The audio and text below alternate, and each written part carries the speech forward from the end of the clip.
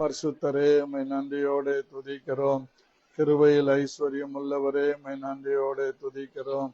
எங்கள் மீது அன்பு கொண்டு எங்களை ஆட்கொள்ளுகிற எங்கள் பிதாவே உம்மை நன்றியோடு நாங்கள் துதிக்கிறோம். ஆண்டவரே உம்மை நன்றியோடு நாங்கள் ஸ்தோத்திரிக்கிறோம்.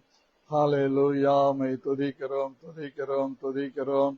கிருபாசனபதியே உம்மை நன்றியோடு துதிக்கிறோம். ஆண்டவரே மகிமையையும் மகத்துவத்தையும் அணிந்து கொண்டிருக்கிற எங்கள் ராஜாவே உம்மை நன்றி நிறைந்த உள்ளத்தோடு உம்மை ஸ்தோத்திரிக்கிறோம். ஆண்டவரே நீர் எங்களுக்கு செய்ய நினைத்தது எல்லாம் ஒன்றும் தடைபடாமல் நடத்தி வருகிற இந்த உன்னதமான கிருபைகளுக்காக உம்மை நன்றியோடு ஸ்தோத்திரிக்கிறோம். ஆண்டவரே கர்த்தாவே, இந்த அருமையான காலை வேளையில நம்முடைய கிருபையுள்ள நாமத்தை நாங்கள் ஸ்தோத்திரித்து துதிப்பதிலே மிகுந்த மகிழ்ச்சி அடைகிறோம். எங்கள் தேவனாகிய கர்த்தர் எங்களுக்காக யாவையும் செய்து முடிக்க வல்லமை உள்ளவராய் இருப்பதற்காக உம்மை நன்றியோடு நாங்கள் ஸ்தோத்திரிக்கிறோம். ஆண்டவரே ஆவியானவரே, இந்த காலை வேளையிலும் எங்களை அதிகமாய் நேசித்து எங்களை அதிகமாய் வழிநடத்தி வருகிற இந்த உன்னதமான கிருபையை நினைத்து நன்றியோடு நாங்கள் ஸ்தோத்திரிக்கிறோம். ஆண்டவரே ராஜாதி ராஜாவே, உமக்கு நன்றிகளையும் துதிகளையும் ஸ்தோத்திரங்களையும் செலுத்தி உடைய நாமத்தை நாங்கள் உயர்த்துகிறோம். ஆண்டவரே நீர் மகா உன்னதங்களில் வாசம் பண்ணுகிற தேவன், எங்களை அதிகமாய் நேசிக்கிற தேவனாய் இருக்கிறபடியால் உமக்கு நன்றியும் ஸ்தோத்திரங்களையும் செலுத்தி உம்முடைய நாமத்தை நாங்கள் உயர்த்தி மகிமைப்படுத்துகிறோம். நீர் ஒருவரே அல்பா ஒமேகா, நீர் ஒருவரே ஆதி அந்தம், நீர் ஒருவரே முதல் இருந்தவரும் இருக்கிறவரும் வரப்போகிறமானவர், நீர் ஒருவரே முந்தினவரும் பிந்தினவரும் சீக்கிரமாய் வரப்போகிறவருமாய் இருக்கிறவர். ஆகவே இந்த மகிமையான தேவனுடைய பாதங்களை நாங்கள் முத்தம் செய்து அப்பா பிதாவே என்று கூப்பிட பண்ணுகிற புத்திர சுவிகாரத்தின் ஆவியின் நிறைவோடு உம்மை தொழுது கொள்வது எங்களுக்கு கொடுக்கப்பட்டிருக்கிற அனந்த பாக்கியமாக ஸ்லாக்கியமாக கருதி உம்மை துதிக்கிறோம். ராஜாதி ராஜாவே உம்மை நன்றியோடு ஸ்தோத்திரிக்கிறோம். ஆண்டவரே எங்களை நேசிக்கின்ற எங்கள் நல்ல பிதாவே, ஆசீர்வதிக்கப்பட்ட இந்த காலை வேளையிலே உம்மால் ஆசீர்வதிக்கப்பட்ட நாங்கள் ஆசீர்வதிக்கிறவுடைய பாதங்களை முத்தம் செய்து அப்பா பிதாவே என்று கூப்பிட பண்ணுகிற புத்திர சுவிகாரத்தின் ஆவிய நிறைவோடு உம்மை நோக்கி நாங்கள் பார்க்கிறோம். ஆண்டவரே இந்த காலை வேளையில என் இருதயத்தின் தியானமும் என் வாயின் வார்த்தைகளும் ஆண்டவரே பேசுகிற எனக்கும் கேட்கிற ஒவ்வொரு கர்த்தருடைய பிள்ளைகளுக்கும் அது உம்முடைய சமூகத்திலே பிரீதியாய் இருப்பதாக என்று இயேசு கிறிஸ்துவின் நாமத்தில் ஜெபிக்கிறேன் நல்ல பிதாவே, ஆமேன். அன்பான தேவனுடைய பிள்ளைகளே, இந்த காலை வேளையிலே இந்த ஜபத்திலே பங்கு கொள்ளுகிற உங்கள் அனைவரையும் அன்போடு நான் வணங்கி வாழ்த்தி வரவேற்கிறேன். கர்த்தர் இந்த நாளில் நம்மை ஆசீர்வதித்து நமக்கு பெரிய காரியங்களை செய்ய அவர் வல்லமை உள்ளவராய் இருக்கிறார். இந்த காலை வேளையில கூட அன்பான தேவனுடைய பிள்ளைகளே, எஸ்ராவின் புஸ்தகம் 9ஆம் அதிகாரம் 8வது வசனத்தை நான் உங்களுக்காய் வாசிக்கிறேன். இப்பொழுதும் எங்கள் தேவனாகிய கர்த்தர் எங்களிலே தப்பின சிலரை மீதியாக வைக்கவும் தம்முடைய பரிசுத்த ஸ்தலத்தில் எங்களுக்கு ஒரு குச்சை கொடுக்கவும், இப்படியே எங்கள் தேவன் எங்கள் கண்களை பிரகாசிப்பித்து எங்கள் அடிமைத்தனத்திலே எங்களுக்கு கொஞ்சம் உயிர் கொடுக்கவும் அவராலே கொஞ்ச நேரமாவது கிருபை கிடைத்தது. இதை நான் இப்படியாக வாசிக்கிறேன், உங்களுக்கும் எனக்கும் பிரயோஜனமாய் இருக்கும்படி. இப்பொழுதும் எங்கள் தேவனாகிய கர்த்தர் எங்களிலே தப்பின சிலரை மீதியாக வைக்கவும் கொஞ்ச நேரமாவது கிருபை கிடைத்தது. இப்பொழுதும் எங்கள் தேவனாகிய கர்த்தர் பரிசுத்த ஸ்தலத்திலே எங்களுக்கு ஒரு குச்சை கொடுக்கவும் அவராலே கொஞ்ச நேரமாவது கிருபை கிடைத்தது. இப்போதும் எங்கள் தேவனாகிய கர்த்தர் இப்படியே எங்கள் தேவன் எங்கள் கண்களை பிரகாசிப்பித்து அவராலே கொஞ்ச நேரமாவது கிருபை கிடைத்தது. இப்போதும் எங்கள் தேவனாகிய கர்த்தர் எங்கள் அடிமைத்தனத்திலே எங்களுக்கு கொஞ்சம் உயிர் கொடுக்கவும் அவராலே கொஞ்ச நேரமாவது கிருபை கிடைத்தது. அன்பான தேவனுடைய பிள்ளைகளே, தப்பின சிலரை மீதியாக வைக்கவும் என்ற தலைப்பிலே நாம் போன வாரம் முழுவதும் சிந்தித்தோம். இந்த வாரம் திங்கள் முதல் நாம் நம்முடைய பரிசுத்த ஸ்தலத்திலே எங்களுக்கு ஒரு குச்சை கொடுக்கவும் அவராலே கொஞ்ச நேரமாவது கிருபை கிடைத்தது என்று நாம் தியானித்துக் கொண்டிருக்கிறோம். பிரியமானவர்களே, இந்த நாளிலும் கூட அவர் பரிசுத்த ஸ்தலத்திலே நமக்கு ஒரு இடத்தை கொடுத்திருக்கிறார். நம்முடைய சரீரத்திலே எப்படி அவயவங்கள் இருக்கிறதோ அதே போலவே இயேசு கிறிஸ்துவின் இரத்தத்தினாலே மீட்டு கொள்ளப்பட்ட சபையிலே நம்ம எல்லாரும் அவயவங்களாய் இருக்கிறோம். சபைக்கு கிறிஸ்து தலையாய் இருக்கிறார். மீதி எல்லாமே அவயவங்களாக சபையில இருக்கிற நாம் ஒவ்வொருவரும் இருக்கிறோம். அதே போலவே குடும்பத்திலே கிறிஸ்து எப்படி சபைக்கு தலையாய் இருக்கிறாரோ குடும்பத்திலே புருஷன் தலையாய் இருக்கிறார். மற்றவர்கள் எல்லாரும் உறுப்புகளாக இருக்கிறார்கள் என்பதை நாம் சிந்தித்துக் கொள்ள வேண்டும். ஆகவே என்னை கேட்டுக்கொண்டிருக்கிற கர்த்தருடைய பிள்ளைகளே, தலை சரியாக இருப்பதற்கு நாம் எப்பொழுதும் முயற்சி எடுக்கிறோம். தலை எப்பொழுதும் சரீரம் முழுவதும் சுத்தமாக இருக்க வேண்டும், சரியாக இருக்க வேண்டும் என்று எதிர்பார்க்கிறது. அதே போலதான் வாழ்க்கை என்பது வாழ்வதற்காக. ஏதோ ஒரு ஷோகேஸ் பொம்மை போல இந்த கல்யாண வீடுகள்ல வைப்பாங்க. 2 பேரை 2 பக்கம் வச்சிருப்பாங்க. வரவங்க எல்லாம் கும்பிட்டு வரப்பாங்க. அது ஷோகேஸ் பொம்மைகள். ஆனால் நீங்களும் நானும் அப்படி அல்ல, நாம் செயல்படுகிறவர்கள். தேவன் நமக்கு கொடுத்திருக்கிற இடத்தை அங்கே நிரப்பி அந்த காரியங்களை செய்ய தேவன் நம்மை பயன்படுத்துகிறார். உங்களுக்கு எல்லாருக்கும் தெரியும், நம்ம சர்ச்சில் பேபி இருக்குது. ஒரு நாளும் பேபி எனக்கு மைக் கொடுங்க, நான் பாட்டு பாடுறேன்னு ஒரு நாளும் கேட்டதில்லை. பேபிக்கு கொடுக்கப்பட்ட வேலை என்ன? சபையை சுத்தமாய் வைத்திருப்பார், பெருக்கி ஜோடிக்கப்பட்டு ஆராதனைக்கு ஆயத்தப்படுத்துகிற வேலையை எப்பொழுதும் செய்கிறது. நீண்ட நாளைக்கு என் ஜபத்தை ஆண்டவர் கேட்டு சகோதரர் ஸ்டீபனை எழுப்பி போன ஞாயிற்றுக்கிழமையிலிருந்து அவரே ஒரு பக்கெட்டை வாங்கி கொண்டு வந்து, துடப்பம் வாங்கி கொண்டு வந்து, மாபை வாங்கி கொண்டு வந்து, அதற்குரிய சபையை துடைக்கக்கூடிய கெமிக்கலை வாங்கி கொண்டு வந்து தண்ணியில ஊற்றி கலக்கி அதை புழிந்து சபை முழுவதும் பெருக்கி துடைக்கிறார். இது அவருக்கு கொடுக்கப்பட்ட வேலையாக அவர் சொல்லுகிறார். கர்த்தர் என்னோடு பேசினார், நான் இதை செய்ய வேண்டும் என்று. அதே போலவேதான் சபையாராகிய நாம் எல்லாரும் ஒவ்வொருவர் கொடுக்கப்பட்ட வேலையிலே நாம் காரியங்களை செய்ய வேண்டும். இப்போ சண்டே கிளாஸுக்கு என்று வைத்திருந்தால் பிகினர்ஸுக்கு, அப்புறம் ஒவ்வொரு கேட்டகரி வச்சிருக்கிறாங்க, பிரைமரிக்கு, இப்படி யார் யாருக்கு என்னென்ன காரியங்கள் கொடுக்கப்பட்டிருக்கிறதோ அதையெல்லாம் அவர்கள் ஸ்தானத்திலிருந்து அவர்கள் செய்ய வேண்டும். இப்ப நல்லா யோசித்து பாருங்க, நம்முடைய கால் நான் ஏன் கண்ணா இல்லை, கண்ணு நான் ஏன் காலா இல்லை அப்படின்னு கேட்டா அது அவயவமா இருக்கிறாது, அது அவலட்சணமா இருக்கு. பாருங்க, மூக்கை எடுத்து பின்னால வச்சுட்டு 2 காது எடுத்து முன்னாடி வாய் இருக்கிற இடத்துல வச்சுட்டா எப்படி இருக்குன்னு பாருங்க.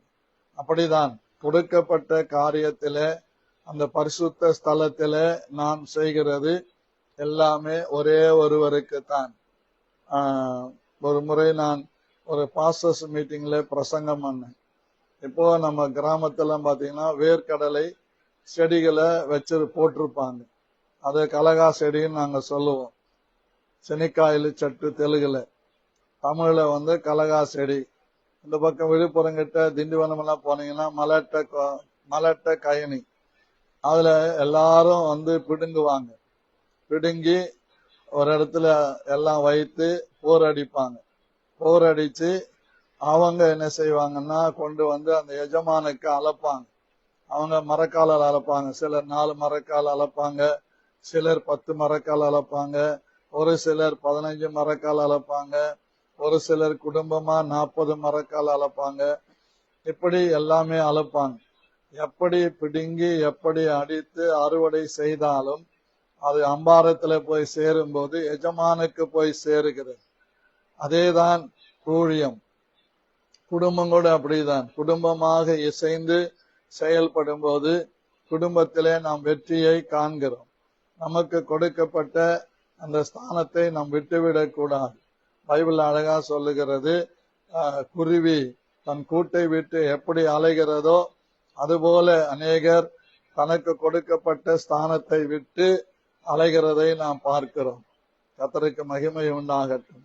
வேதம் அழகாய் சொல்லுகிறது, நீ அடிமையாய் அழைக்கப்பட்டிருந்தால் அதிலிருந்து விடுதலை பெற வேண்டும் என்று எண்ணாதே என்று சொல்லுகிறது. அதே போலவே அவரவர்கள் நாம் தேவனுக்கு மகிமையாக அழைக்கப்பட்டிருக்கிறோம். நீங்கள் அழைக்கப்பட்ட அழைப்பிலே நிலைத்திருங்கள் என்று வேதம் சொல்லுகிறது. ஆகவே நம்முடைய அழைப்பையும் தெரிந்து கொள்ளுதலையும் நாம் விளங்கிக் கொண்டு அதிலே நாம் நிலைத்திருக்க வேண்டும். அப்படி நிலைத்திருக்கும் போது தேவன் நம்மை மகிமையான காரியத்திற்காக பயன்படுத்துகிறதை நாம் பார்க்க முடியும். இப்பொழுது ஒரு சம்பவத்தை உங்களுக்கு முன்னாலே வைத்து ஜெபிக்கலாம் என்று விரும்புகிறேன். எடுத்துக்கொள்ளலாம். லூக்கா சுவிசேஷம் 7ஆம் அதிகாரம்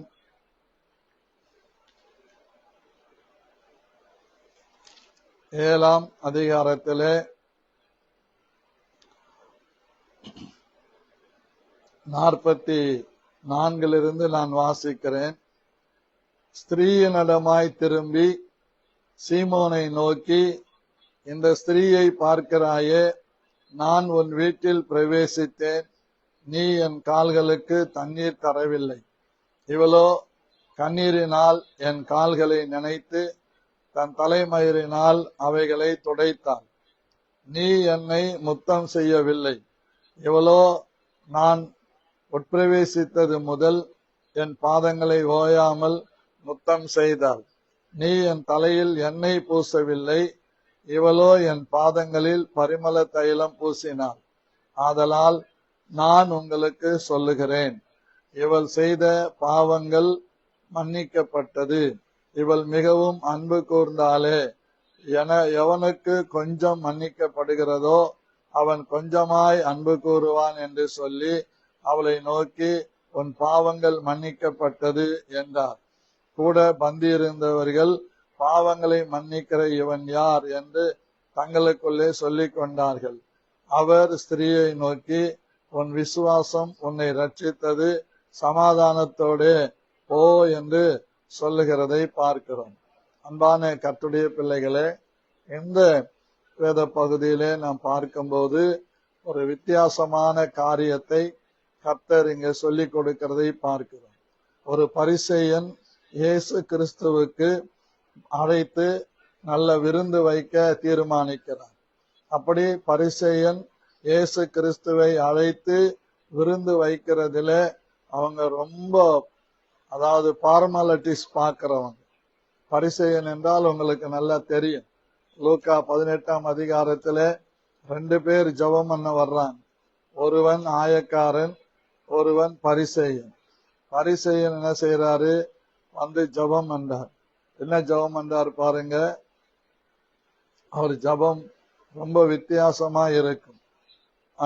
பரிசேயன் நின்று, தேவனே, நான் பரிகாரர், அநியாயக்காரர், விபசாரக்காரர் ஆகிய மற்ற மனுஷரை போலவும் எந்த ஆயக்காரனை போலவும் இராதபடியினால் உம்மை ஸ்தோத்திரிக்கிறேன் என்று சொல்லுகிறார். இந்த பரிசேயன் எப்பொழுதும் தன்னை மற்றவங்களுக்கு முன்பாக நீதி உள்ளவனாய் காண்பிக்கிறதையே விரும்புகிறார். மற்றவர்கள் தன்னை மெச்சிக்கொள்ள வேண்டும் என்றே பார்க்கிறான். அவனுக்கு கொடுக்கப்பட்ட பரிசுத்த ஸ்தலத்திலே அவனுக்கு கொடுக்கப்பட்ட வேலையை அவன் கர்த்தருக்காக செய்யாமல் தன்னுடைய எல்லா காரியங்களை சொல்லுகிறான். மற்றவங்களை காட்டி காட்டி சொல்றான். என்ன வித்தியாசமா பாருங்க. பரிசேயன் நின்று, தேவனே, நான் பரிகாரர், பரிகாரர் அப்படின்னா லஞ்சம் வாங்குறோம், கையூட்டு வாங்குறோம்.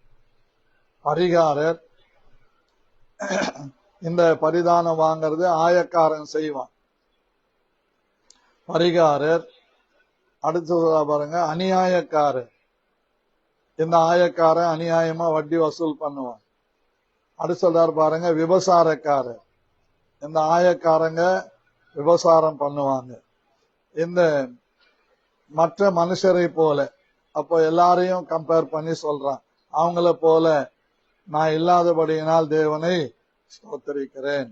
இது எப்படின்னா, நான் ரொம்ப ரொம்ப யோக்கியமானவன், அந்த ஆயக்காரன் படு மோசமானவன் என்பதை விளக்கும்படி தன் சுயநீதியை வெளிப்படுத்துகிறான்.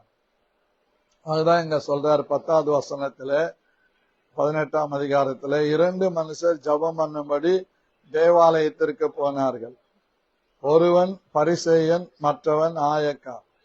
இந்த 2 பேருடைய ஜபத்துல ஒரு ஜபம் ஃப்ரைடா இருக்குது, ஒரு ஜபம் அன்புலா இருக்கு.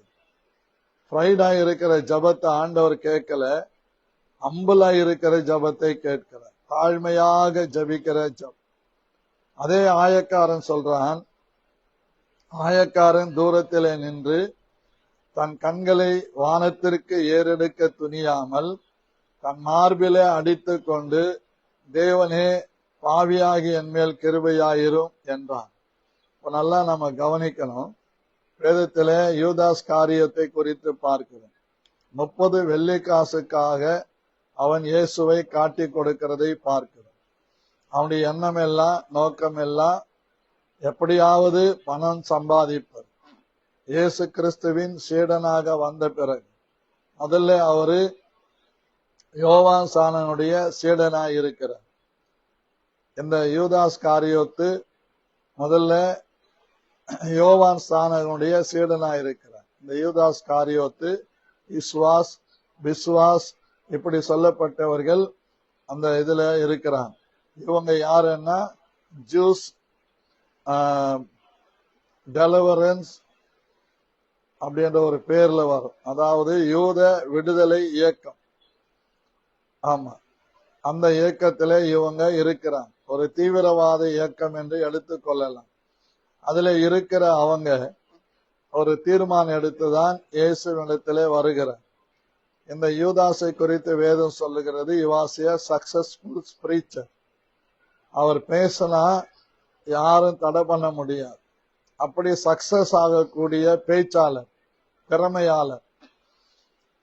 அதே மாதிரிதான் அகிதோப்பேலும் பேச்சாளர், திறமையான பேச்சாளர். ஆலோசனை சொன்னா அது பொய்யா போகவே போகாது, அப்படி ஆலோசனை சொல்லக்கூடியவர். இங்க இயேசு கிறிஸ்துவை 30 வெள்ளிக்காசுக்கு காட்டி கொடுக்கிறார். யூதாசு கூட என்ன செய்கிறார் என்றால் மனஸ்தாபப்படுகிறார். குற்றமற்ற இரத்தத்தை நான் காட்டி கொடுத்து பாவம் செய்தேன் என்று மனஸ்தாபப்படுகிறார். ஆனால் அறிக்கை செய்யவில்லை. இயேசுவை 3 தரம் பதிலளித்த பேதுரு, இயேசு அவனை பார்த்தவுடனே இயேசு கிறிஸ்து சொன்ன யாவையும் நினைவு கூர்ந்து மனஸ்தாபப்பட்டு மனம் கசந்து அழுது ஆண்டவரோடு ஒப்புரவாகிறார். இந்த ஒப்புரவாகப்பட்ட அவன் திரும்பவும் அப்போஸ்தலர்களே பிரதானமான ஒரு பரிசுத்த ஸ்தலத்திலே வந்து விடுகிறான். ஆனால் யூதாசோ குற்ற உணர்வு அடைந்து அதை அறிக்கை செய்யாமல் போய் நான்று கொண்டு செத்து போகிறான். நான்று கொண்ட போது அந்த கயிறிருந்து தலைகீழாக விழுந்து வயிறு வெடித்து செத்தான் என்று அப்போஸ்தலர் நடவடிக்கையில 1ஆம் அதிகாரத்திலே நாம் படிக்கலாம். ஆகவே இந்த காலை வேளையிலே நமக்கு தேவன் கொடுத்த பரிசுத்த ஸ்தலத்திலே நாம் தேவனுக்காக பயன்பட வேண்டும். பரியாசக்காரருடைய இருதயம் நமக்குள்ள இருக்கவே கூடாது. ஆழக்காரனுடைய இருதயம் நமக்கு இருக்கணும். தேவனுடைய சமூகத்திலே நம்முடைய பிழைகளை உணர்ந்து, நம்முடைய குற்றங்களை உணர்ந்து, நம்முடைய தப்பிதங்களை உணர்ந்து தேவனுக்கு முன்பாக வந்து இளையகுமாரனை போல, தகப்பனே பரத்துக்கு விரோதமாகவும் உமக்கு விரோதமாகவும் நான் பாவம் செய்தேன் என்று சொல்லி அவன் அங்கிருந்து எழுந்து கொள்றான். அங்க வாய் திறந்து அவன் சொல்லுகிறான், தகப்பனுக்கு விரோதமாகவும் பரத்துக்கு விரோதமாகவும் பாவம் செய்தேன் என்பேன் என்று சொல்லி அங்கிருந்து எழுந்து தகப்பனை தேடி வருகிறான். ஆல்ரெடி தகப்பன் ரெடியா இருக்கிறார், என் மகன் வருவான், நம்பிக்கையோடு இருக்கிறார். ஆகவே நம்ம கரெக்டா நம்ம சில காரியங்களை சிந்திக்கணும். நிச்சயமாகவே நமக்கு முடிவு இருக்கிறது. நம்முடைய நம்பிக்கை ஒரு நாள் வீண் போகாது. அதுதான் கிறிஸ்தவம். கிறிஸ்துவை நம்பி யாரும் எதையும் இழந்தவர்கள் இல்லை. கிறிஸ்துவுக்காக யார் எதையாகிலும் இழந்திருக்கிறார் என்றால் அவங்க தரித்திரரா இருக்கிறதே இல்லை. ஒருவன் என்னை பின்பற்ற விரும்பினால் அவன் தன்னைத்தான் வெறுத்து அனுதினமும் என் சிலுவையை எடுத்துக்கொண்டு என்னை பின்பற்ற கடவன். பரிசுத்த ஸ்தலத்திலே நமக்கு ஒரு குச்சை கொடுத்திருக்கிறார் என்றால் சிலுவை எடுத்துக்கொண்டு பின்பற்றுவது. சிலுவை என்பது என்ன? நிந்தை. சிலுவை என்பது என்ன? அவமானம். சிலுவை என்பது என்ன?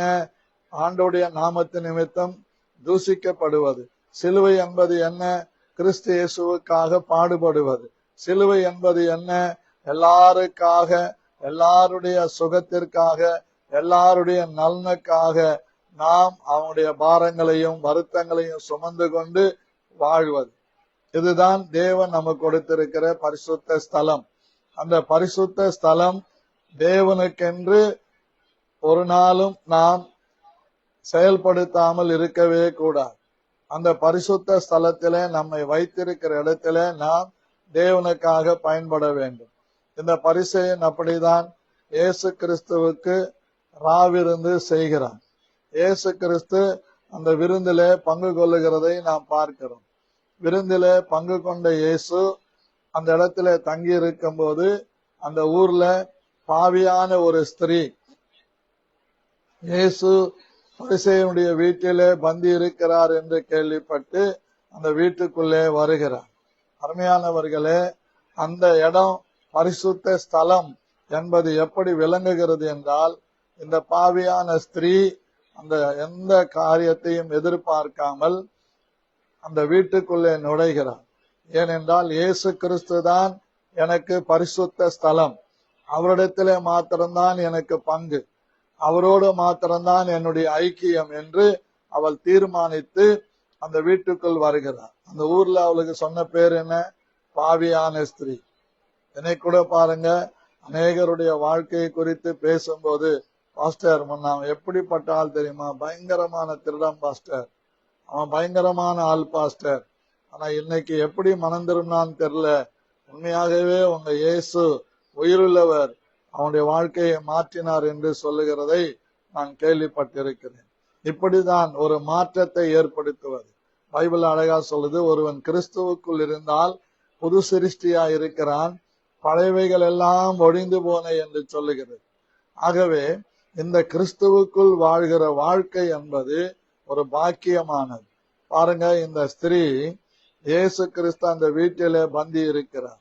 அந்த ஸ்திரீக்கு அந்த ஊருக்காரங்க வச்சிருக்கிற பேரு பாவியான ஸ்திரீ. ஆனால் அவள் அந்த பரிசேயனுடைய வீட்டுக்குள்ளே துணிந்து போய் அந்த பரிசேயனுடைய வீட்டிலே போய் இயேசு கிறிஸ்துவின் பாதங்கள் அண்டையிலே நின்று அழுது அவருடைய பாதங்களை கண்ணீரால் நனைத்து தன் தலைமயிரினால் துடைத்து அவள் வைத்திருந்த தைலத்தை அங்கே அவருடைய பாதங்களிலே பூசுகிறதை நாம் பார்க்கிறோம். இப்பொழுது பந்தியில இருந்த சீமோன் முறுமுறுக்கிறான். எப்பவுமே தன்னை நீதிமானாக கருதுகிறவன் முறுமுறுப்பான். தன்னை எல்லாருக்கும் முன்பாக உத்தமனாக, தன்னை எல்லாருக்கும் முன்பாக ரொம்ப பர்ஃபெக்டா யாரெல்லாம் பிஹேவ் பண்றாங்களோ அவங்க மற்றவங்களை அற்பமா நினைப்பான், மற்றவங்களை அலட்சியப்படுத்துவான். தன்னை எப்போ நம்ம பரிபூர்ணமானவங்க நம்ம நினைச்சுக்கிறோமோ அங்கேயே நம்முடைய வாழ்க்கை பரிசேயனாகிய சீமோனை போன்ற வாழ்க்கை. இந்த பரிசேயனாகிய சீமோன் இயேசுவுக்கு விருந்து செய்ததிலே அர்த்தமே இல்லாமல் போய்விட்டார். இயேசுவும் அந்த வீட்டிலே இருக்கிறார். பாருங்க, அந்த நேரத்திலே அவள் அழுகிறாள், கண்ணீரினால் பாதங்களை நனைக்கிறாள், தன் தலைமயிரால் துடைக்கிறாள், தைலத்தை அவருடைய சிரசிலே பூசுகிறாள், அவரை பணிந்து கொள்ளுகிறாள். ஆனால் இப்ப இது யாரு எரிச்சலா இருக்குது? இது நம்ம தலைவர் சீமோனுக்கு, பரிசேயனுக்கு எரிச்சலா இருக்கு, கோபம் வருது.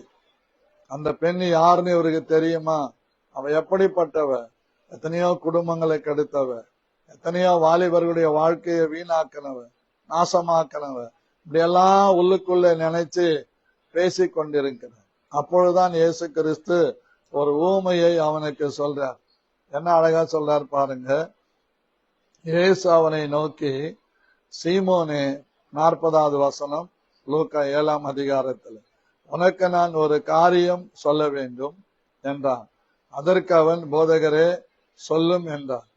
அப்பொழுது அவர், ஒருவனிடத்தில் 2 பேர் கடன்பட்டிருந்தார்கள். ஒருவன் 500 வெள்ளிக்காசும் மற்றவன் 50 வெள்ளிக்காசும் கொடுக்க வேண்டியதாயிருந்தது.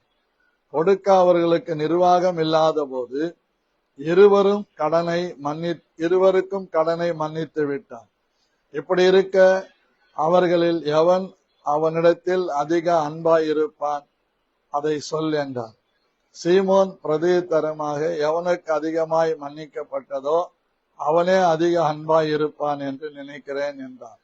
அதற்கு அவர், சரியாய் நிதானித்தாய் என்று சொல்லி ஸ்திரீனிடமாய் திரும்பி சீமோனை நோக்கி, இந்த ஸ்திரீயை பார்க்கிறாயே, நான் உன் வீட்டில் பிரவேசித்தேன், நீ என் கால்களுக்கு தண்ணீர் தரவில்லை.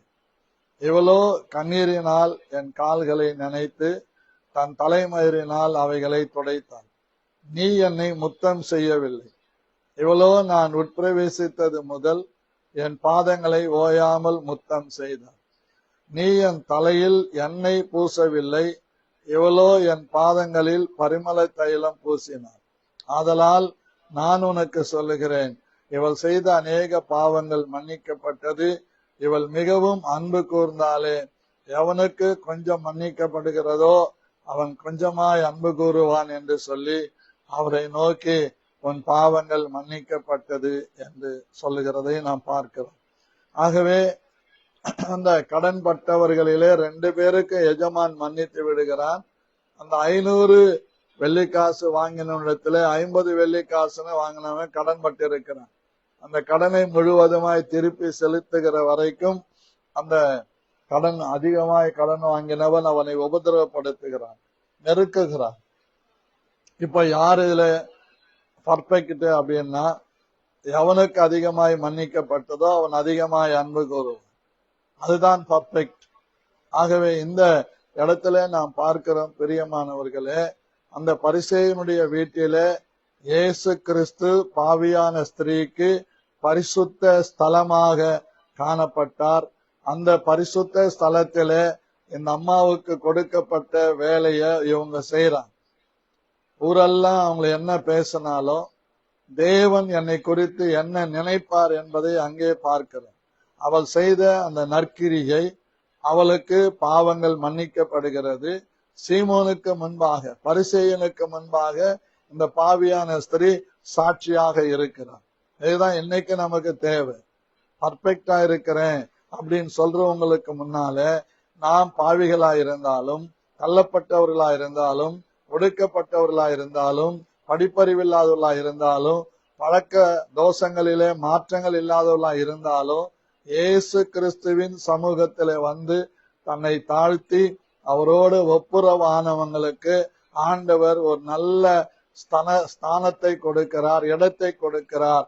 அது என்னவென்றால், என் நாமத்தினால் என்னை விசுவாசித்து என்னை ஏற்றுக்கொண்டவர்கள் எத்தனை பேர்களோ அத்தனை பேர்களும் தேவனுடைய பிள்ளைகளாகும்படி அவர்களுக்கு அதிகாரம் கொடுத்தேன் என்று சொல்லுவது. ஆகவே இப்போ இந்த அம்மா ஆண்டுடைய பிள்ளையாயிட்டா. அந்த பரிசேயன் தன்னை நீதிமானாக காண்பித்தவன், தான தர்மம் பண்ணுகிறவனாக காண்பித்தவனை ஆண்டவர் புறம்பே தள்ளிவிடுகிறார். இந்த அம்மாவை சொல்லுகிறார், உன் விசுவாசம் உன்னை ரட்சித்தது, சமாதானத்தோட போ என்று சொல்லுகிறதை நாங்கள் பார்க்கிறோம். அன்பான தேவனுடைய பிள்ளைகளே, இந்த நாட்களிலே தேவனுடைய பிள்ளைகளாகிய நாம், நமக்கு எந்த இடம்னு முக்கியம் கிடையாது, எப்படிப்பட்ட ஸ்தலம்னு முக்கியம் கிடையாது. இயேசு கிறிஸ்து தான் என் பரிசுத்த ஸ்தலம் என்று நாம் நினைப்போமானால், இயேசு கிறிஸ்துவுக்காக வாழ்வதுதான் என்னுடைய ஊழியம், அதுதான் என்னுடைய வாழ்க்கை, அதுதான் என் மேலே விழுந்த கடமை. அதை கண்டிப்பாக நான் நிறைவேற்றி முடிப்பேன் என்ற ஒரு தீர்மானம் எடுத்து வாழ்வோமானால், எந்த இடத்துல எப்படி என்று பார்க்காமல் எந்த இடத்திலும் இயேசு கிறிஸ்துவையே நாம் மகிமைப்படுத்தி காண்பிப்போம், உயர்த்தி காண்பிப்போம். இதை நம்ம கரெக்டா நம்ம புரிந்து கொள்ளணும். பிரியமான தேவனுடைய பிள்ளைகளே, நேற்றைய தினத்துல பாருங்க, சாயங்காலம் மத்தியானம் 2:30 மணிக்கு நான் புறப்பட்டு சென்னைக்கு போனேன்.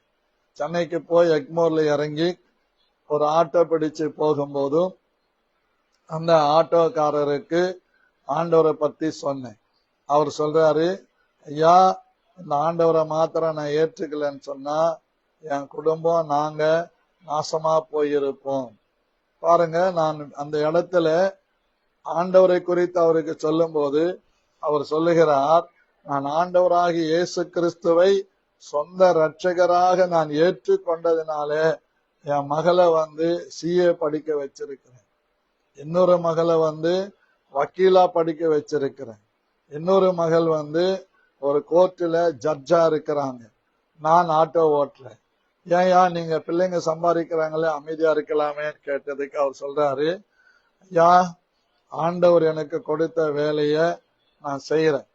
ஏன்னா என்னால முடியாது போறப்ப அவங்க கவனிக்கிறாங்களோ கவனிக்கலையோ, ஆனாலும் என்னுடைய எதிர்காலத்திற்கென்று நான் பென்ஷன் எனக்கு கிடைக்கும்படிக்கு ஒரு பகுதியை நான் சேர்த்து வச்சிருக்கிறேன். அதாவது ஏதோ ஒரு இன்சூரன்ஸ் கம்பெனி சொன்னார், அதுல சேர்த்து வச்சிருக்கிறேன்.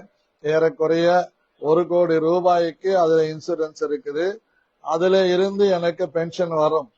இப்போ வருதையான்னு கேட்டேன், வந்துகிட்டு இருக்குது. மாசம் 22,000 ரூபாய் எனக்கு பென்ஷன் வருது. அதை வச்சு நான் குடும்பத்தையும் நடத்துறேன், எல்லா பிள்ளைகளுக்கும் கொடுக்கிறேன்.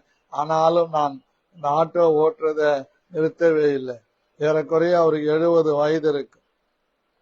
பாருங்க அருமையானவர்களே, இப்படி தன்னுடைய சூழ்நிலைகள் எப்படி இருக்கிறது என்று மற்றவர்களை டிபெண்ட் பண்ணி இல்லாம நான் ஆண்டவருக்காக வாழணும், ஆண்டவருக்காக மகிமையா இருக்கணும் அப்படின்னு சொல்லி அவர் சொல்றார். அப்போ நீங்க எந்த சர்ச்சில் இருக்கிறீங்கன்னு சொன்னா, ஒரு அப்போஸ்தல சபையில நான் இருக்கிறேன் ஐயா, எங்க பாஸ்டருக்கு நான் ரொம்ப உதவியா இருக்கிறேன், என்னால முடிஞ்சதெல்லாம் சர்ச்சில் நான் செய்வேன். இந்த சர்ச்சில் காலையில ஞாயிற்றுக்கிழமை காலையில முதல்ல நான் தான் போய் பாய் போடுவேன், எல்லாத்தையும் டேபிள்லாம் தொடச்சு வைப்பேன், ஊழியக்காரருக்கு தண்ணி வேணா தண்ணி போட்டு வைப்பேன், காபி வேணா காபி போட்டு வைப்பேன், வர்ற அத்தனை பேரையும் நான் கவனிச்சுக்குவியா. இது ஊழியக்காரர் எனக்கு சொல்லல, தானாக செய்கிறேன். என் ஆண்டவர் நல்லா வச்சிருக்கிறாரு, ஆரோக்கியமா வச்சிருக்கிறாரு. இதுவரைக்கும் எனக்கு ஒரு சின்ன ஆபரேஷன் கூட நடந்தது இல்லையா, ஒரு சின்ன பாதிப்பு கூட வந்ததில்லை. ஜுரம் வரும் போவும், கொரோனாவில் நான் பாதிக்கப்பட்டேன், ஆனாலும் ஆண்டவர் என்னை கைவிடல, எழுப்பி நிக்க வச்சிட்டாரு, இந்த வேலையை செஞ்சுக்கிட்டே இருக்கிறேன்னு சொல்லி கிட்டத்தட்ட ஒரு 10 நிமிஷத்துல அவருடைய சாட்சி எனக்கு சொன்னார். என்ன அருமையான ஒரு காரியம் பாருங்க. அவருக்கு ஆண்டவரை பற்றி சொன்ன உடனே ஒரே சந்தோஷமாயிட்டார். இறங்கும் போது காசெல்லாம் வேண்டாங்க ஐயா, நீங்க ஊழியக்காரங்கன்னார். நான் சொன்னேன், உங்க வீட்டுக்கு கூப்பிட்டு ஒரு பிடி சோறு போடுங்க, சாப்பிட்டுட்டு ஜெபம் பண்ணிட்டு வர்றேன், ஆனா இது தொழில், இது உங்களுக்கு ஆதாரம் அப்படின்னு அந்த 100 ரூபாய் அவர் கையில கொடுத்தேன். இன்னொரு அதே மாதிரி ஆட்டோக்காரர் ரப்பாடாவில், அவரையும் சுவிசேஷத்தை அறிவிச்சேன், என் சாட்சியை சொன்னேன். அவர் சொன்னாரு, எங்க பெரிய மக சர்ச்சுக்கு போறாயா, எங்களையும் கூப்பிடுறா, அது ஒண்ணு பாழா போன ஒரு பழக்கத்துக்கு அடிமையாயிட்டுக்கிறேன், குடிக்கு, அது விடுபட முடியாம இருக்கிறேன்னார். நீ குடிய விட்டுட்டு போக முடியாதியா, நீங்க சர்ச்சுக்கு போனீங்கன்னா எல்லா பழக்கமும் உங்களை விட்டு தானா போகும் அப்படின்னு சொன்ன உடனே கண்டிப்பா நாங்க போறோம்யா அப்படின்னு சொல்லி அவர் சொல்றார். திருவான்மியூர்ல அவர் வீடு இருக்கிறதா. எப்படி நமக்கு இடம் முக்கியம் கிடையாது, எந்த ஸ்தலத்துல இருக்கிற முக்கியம் கிடையாது, நம்மை ஆண்டவர் வைத்திருக்கிற இடத்துல அவர் கொடுத்திருக்கிற ஊழியத்தை தைரியமா நம்ம சொல்லணும். அவங்க அங்கீகரிக்கிறாங்க, அங்கீகரிக்கல, ஏற்றுக்கொள்றாங்க, ஏற்றுக்கொள்ளல, நம்ம தேவனுடைய ஊழியத்தை கரெக்டா நம்ம செய்யணும். நமக்கு ஆண்டவர் சபையில எந்த இடத்துல வச்சிருக்கிறார் அதுல கரிசனையோட, பாரத்தோட, தரிசனத்தோட செய்யணும். அவங்க மெச்சிக்குவாங்களா, இவங்க மெச்சிக்குவாங்களா, அப்படி யாரு மெச்சிக்குவாங்கன்னு எந்த ஊழியத்தையும் செய்யவே கூடாது. பாஸ்டர் கிட்ட இருந்து நமக்கு கனம் வருமா, மரியாதை கிடைக்குமா, கௌரவம் கிடைக்குமா? அப்படி செய்யவே கூடாது. எனக்கு எது கிடைக்குதோ இல்லையோ, என் இயேசு என் வழியாக மகிமைப்பட வேண்டும். ஆனா சிலர் இருக்கிறாங்க, சண்டையே போடுவாங்க, எங்களுக்கு மாத்திரம் எந்த பொறுப்பும் கொடுக்க மாட்டேன்றீங்க. இதை நான் எது குறிப்பிட்டு சொல்றேன்னா, இயேசு கிறிஸ்து ஒரு உவமையை சொன்னார். ஒரு ராஜா தன்னுடைய மகனுக்கு திருமணம் செய்ய வேண்டும் என்று திருமணத்திற்கான ஆயத்தங்களை செய்துவிட்டு அழைக்கும்படி அனுப்புகிறார். ஒருத்தன் சொல்றான், நான் இப்பதான் ஏறு மாடு வாங்கி இருக்கிறேன், உழ போறேன். ஒருத்தன் சொல்றான், நான் இப்ப புது வீடு கட்டி இருக்கிறேன், நான் போகணும். ஒருத்தன் சொல்றான், இப்பதான் கல்யாணம் கட்டி இருக்கிறேன், மனைவியோடு இருக்கணும். இப்படி ஏதோ சொல்லி சொல்லி தள்ளிடுறான். கர்த்தருக்கு ஸ்தோத்திரம். ஆனால் இயேசு அந்த உவமையில சொல்றார், அந்த ராஜா சொன்னானாம், வழி அருகில உட்கார்ந்து இருக்கிற இயலாதவர்களை அவங்களை எல்லாம் கூட்டிக் கொண்டு வா, எல்லாரையும் கூட்டிக் கொண்டு வந்து விருந்து வைக்கிறதை பார்க்கிறோம். இன்னொரு உவமையும் ஆண்டவர் சொல்லுகிறார். பிரியமானவர்களே, இது எல்லாம் நிறைய உவமைகளை நம்ம வேதத்துல படிச்சோம்னாவே நமக்கு நல்லா விளங்கிடும். அந்த உவமையை சொல்லும் போது 11ஆம் மணி வேலையில 6ஆம் மணி வேலையில போய் அழைக்கிறாங்க வேலைக்கு. 6ஆம் மணியில உட்கார்ந்து இருக்கிற வெட்டியா இருக்கிறவனை கூப்பிடுறாங்க. அவன் சொல்றான், எங்களுக்கு யாரும் வேலை இடவில்லை. 11ஆம் மணி வேலையில இருக்கிறவன் சொல்றான், எங்களுக்கு யாரும் வேலை இடவில்லை. அங்கேயே கூலி பேசி வேலைக்கு கொண்டு வர்றாங்க. கூலி பேசி வேலைக்கு கொண்டு வந்த இடத்துல வேலை செஞ்சு முடிஞ்சு அந்த எஜமான் 11ஆம் மணி வேலையில வந்தவனுக்கும் ஒரே கூலி கொடுக்கிறான், 6ஆம் மணி வேலையில வந்தவனுக்கும் ஒரே கூலி கொடுக்கிறான், 9ஆம் மணி வேலையில வந்தவனுக்கும் ஒரே கூலி கொடுக்கிறான். இப்ப 6ஆம் மணி வேலையில வந்தவன் நினைக்கிறான், 9வது மணி நேரத்துல வந்தவன் நினைக்கிறான், எங்களுக்கு அதிகமா கூலி கொடுப்பாங்க. ஏன்னா ஏற்கனவே கான்ட்ராக்ட் பேசியாச்சு, உனக்கு எவ்வளவு கூலி, 6ஆம் மணி நேரத்துல வந்தவனுக்கு, 9ஆம் மணி நேரத்துல வந்தவனுக்கும் ஒரு கூலி. அதே 11ஆம் மணி வேலையில வந்தவனுக்கும் 6ஆம் மணி வேலையில வர்றவனுக்கு எந்த கூலியோ அதே கூலி தான் 11ஆம் மணி வேலையில வந்தவனுக்கு அந்த எஜமான் கொடுக்கிறதை பார்க்கிறோம். ஆகவே இந்த பரிசுத்த ஸ்தலத்துல நமக்கு யார் கூலி கொடுப்பாங்க, நம்மளை யார் மதிப்பாங்க, நம்மளை யார் கனம் பண்ணுவாங்க, நம்மளை யார் போற்றுவாங்க, நம்மளை யார் புகழ்வாங்க, இப்படி புகழை தேடி, போற்றுதலை தேடி, கௌரவத்தை தேடி, கனத்தை தேடி ஊழியத்தில ஈடுபாடு கொள்வதை விட நீ ஊழியத்தில இல்லாம இருப்பதே நல்லது, ஊழியம் செய்யாம இருப்பதே நல்லது. கர்த்தர் உனக்கு கொடுத்த ஸ்தானத்தில நீ எந்த அழைப்பினால் அழைக்கப்பட்டியோ அதுல உறுதிப்படுத்திக் கொண்டு அதுல ஸ்தோத்திரத்தோட பெருக வேண்டும்.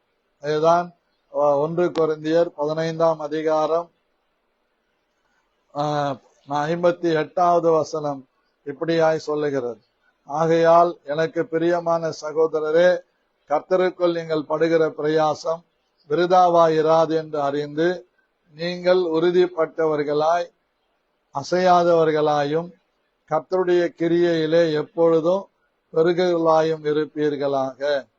அழகா சொல்லாரு பாருங்க, தெளிவா. நீங்கள் படுகிற பிரயாசம் விருதாவாயிராது. நாம் செய்கிற ஒவ்வொரு வேலைக்கும் தகுந்த கூலியை பரலோகத்தின் தேவன் தான் தர வேண்டும். அவர் தான் தருவார். அவர் கொடுக்காத ஒன்றை யாரிடத்திலாகிலும் எதிர்பார்ப்போமானால், அப்படி எதிர்பார்த்து அதை நாம் அடைந்து விட்டோம் என்றால் அதனுடைய பலன் முடிந்து போய்விட்டது. அதனுடைய பலன் இங்கேயே பூமியிலே முடிஞ்சு போயிடுச்சு. அதான் ஐஸ்வர்யவானை பார்த்து ஆபிரகாம் சொல்றார், நீ பூமியில இருக்கும்போது சம்பிரதியாய் வாழ்ந்த, எல்லா கனத்தோடும் கௌரவத்தோடும் மரியாதையோடும் புகழ்ச்சியோடும் வாழ்ந்தான். இந்த லாசருவோ தன் சரீரத்துல புண்ணுகளோடும் நாய்கள் நக்கனாலோ என்னை மறுதலியாமல் என்னை உறுதியாய் பற்றி கொண்டபடியால் இங்கே வைத்து தேற்றப்படுகிறான், நீயோ நரகத்திலே வேதனைப்படுகிறாய். ஆகவே நமக்கு கொடுக்கப்பட்ட இடம், நாம் தெரிந்து கொள்ளப்பட்ட நேரம், எதற்காய் தெரிந்து கொள்ளப்பட்டிருக்கிறோம், இதுல உறுதிப்படுத்திக் கொண்டு ஸ்தோத்திரத்துல அதுல பெருக வேண்டுமே தவிர, பாஸ்டர் என்ன மதிக்கல, அவங்க என்ன மதிக்கல, அந்த விசுவாசி என்ன மதிக்கல, இவங்க என்ன கனம் பண்ணல, இவங்க எனக்கு எதுவும் செய்யல, அப்படி சொல்லி கொண்டிருப்பது ஒரு அநாகரிகமான ஒரு காரியம். அது உன்னுடைய ரட்சிப்புக்கு எந்த விதத்திலும் எடுபடவே படாது. அது மேட்சாகவே ஆகாது. ஆகவே எப்படி நம்ம ஒரு காரியத்தை இப்போ மொபைல்ல நம்ம பார்க்கிறோம், நெட் பேங்க்ல போயிட்டு நம்ம பின்கோடு போடும்போது அதுல தப்பான பின் போட்டோம்னா அது அழகா சொல்லுது நாட் இன் மேட்ச் அப்படின்னு சொல்லிட்டு வருது.